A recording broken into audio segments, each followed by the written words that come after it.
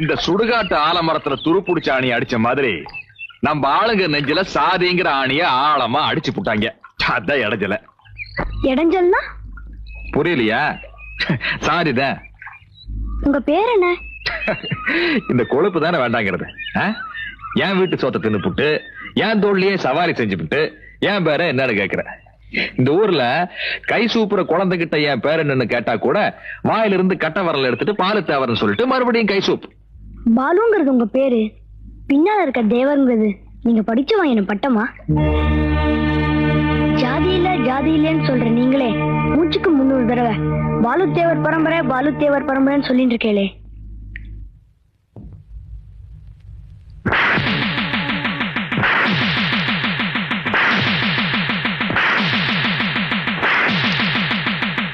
நான் கரையேறிட்டேன், நீங்க இன்னும் கரையேறாம நிக்கிறீங்களே.